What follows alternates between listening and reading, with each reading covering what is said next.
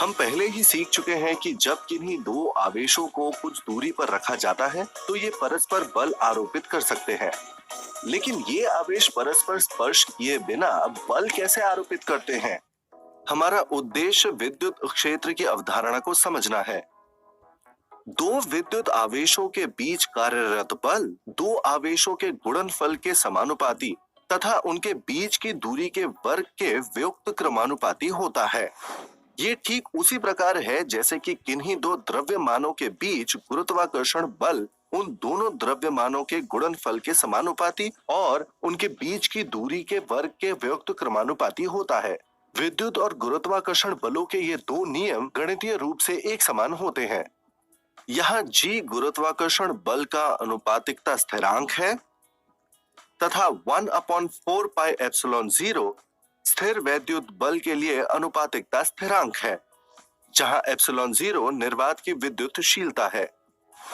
दो आवेशों द्रव्यमानों या चुंबकों के बीच की क्रिया जो कुछ दूरी पर रखे गए हैं, इन बलों के कुछ अभिलक्षणों का वर्णन करती हैं, लेकिन वास्तव में ये नहीं बताती हैं कि यह परिणाम कैसे प्राप्त होता है।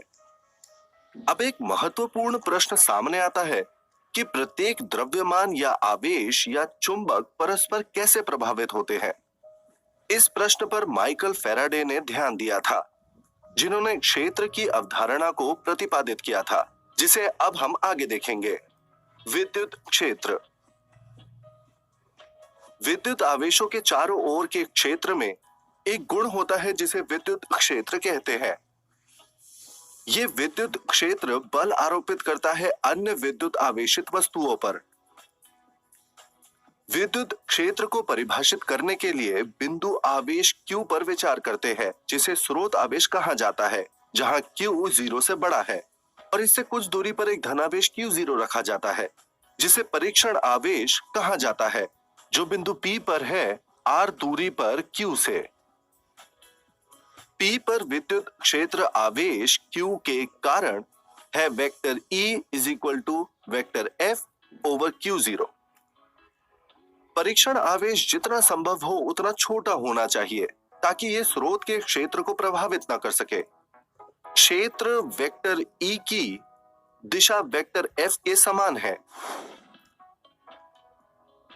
स्थिर वैद्युत बल वेक्टर F जो कार्य करता है Q0 पर है vector F = 1/4 pi epsilon 0 times Q0 over R square into R cap, या magnitude of vector E equals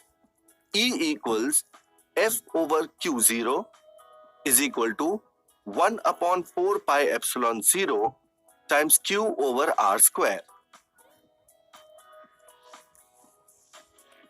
किसी एक आवेश के कारण विद्युत क्षेत्र उस आवेश से दूरी के वर्ग के व्युक्त क्रमानुपाती होता है। जैसे कि E का परिमाण होता है F ओवर Q0, विद्युत क्षेत्र का SI मात्रक न्यूटन पर कूलोम होता है। इस प्रकार vector F = Q0 times vector E। इसका अर्थ है कि यदि कण पर उपस्थित आवेश धनात्मक है तो उस पर कार्यरत स्थिर वैद्युत बल विद्युत क्षेत्र E की दिशा के अनुदिश होता है, और यदि आवेश ऋणात्मक है तो उस पर कार्यरत बल विद्युत क्षेत्र की दिशा के विपरीत होता है।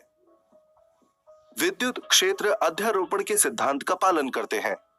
यदि एक से अधिक आवेश उपस्थित होते हैं तो किसी भी बिंदु पर कुल विद्युत क्षेत्र संगत विद्युत क्षेत्रों के सदिश योग के बराबर होता है, जो कि प्रत्येक आवेश अन्य आवेशों की अनुपस्थिति में उत्पन्न करता है। सारांश। यहां हमने सीखा कि विद्युत क्षेत्र वह भौतिक क्षेत्र है जो प्रत्येक विद्युत आवेश के चारों ओर उपस्थित होता है और क्षेत्र में अन्य सभी आवेशों पर बल आरोपित करता है, अर्थात या तो उन्हें आकर्षित या प्रतिकर्षित करता है।